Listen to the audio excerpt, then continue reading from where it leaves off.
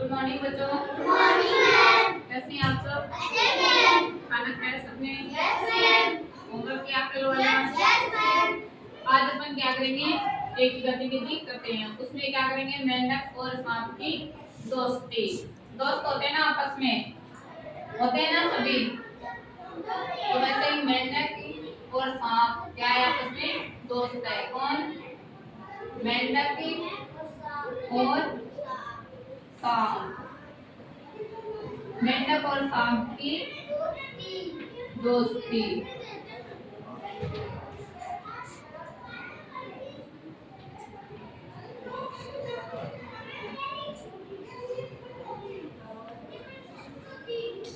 क्या कहना है, मेंढक और सांप की दोस्ती पानी पड़ेंगे, है ना। एक बार क्या होता है, एक सांप होता है, वो अपने जो पास के सारे मेंढक होते हैं ना, उसको खाने लग जाते हैं।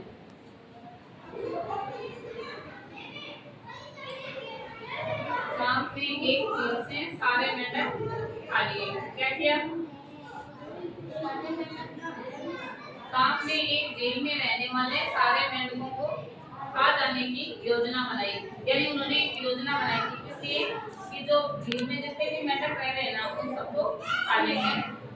किसने बनाई थी योजना? सांप ने। एक सांप ने एक जेल में रहने वाले मेंढक को खा जाने की योजना बनाई।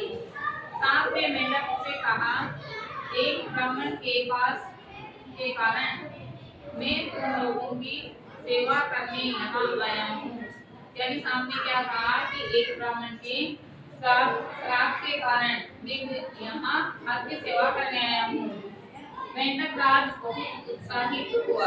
यानी मेंढक राज को बहुत ही क्या हो गया, उत्साहित हो गया और सारे मेंढकों को यह बात बताई।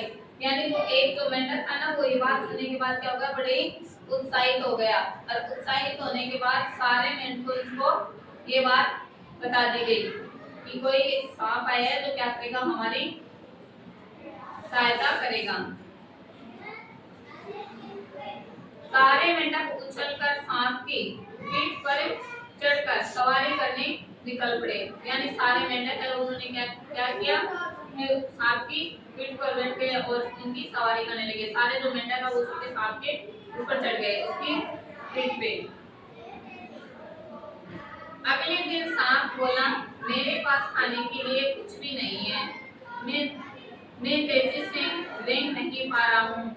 यानी सांप क्या कहता है अगले दिन कि मेरे पास खाने के लिए कुछ भी नहीं है और ना ही मैं तेजी से रेंग पा रहा हूँ, यानी चल नहीं पा रहा हूँ। मेंढक राजा बोला, तुम अपनी पूंछ पर सबसे पीछे बैठे सबसे छोटे मेंढक को खा सकते हो। उन्होंने कहा कि अपनी पीठ पे पूंछ होती है ना सांप की, जैसे तो वो कह रहे हैं कि आपकी जो पीठ का जो लास्ट का जो पूंछ है, इस पूंछ पे जो लास्ट में जो मेंढक बैठा है, उसमें से आप भी किसी एक मेंढक को खा सकते हो। कौन कहता है? जो मेंढक होता है ना बड़े वाला, वो कहता है कि आपकी पीठ के जो लास्ट में पूंछ पे जो मेंढक बैठा है, उस मेंढक को आप खा सकते हो। सांप ने वैसा ही किया। कुछ दिनों में सांप एक एक करके सारे मेंढकों को खा गया। केवल मेंढक राजा ही बचा। अगले दिन मेंढक राजा फिर बोला, तुम अपने पूंछ पर सबसे पीछे बैठे एक मेंढक को खा सकते हो। सांप परंतु उसे खा गया।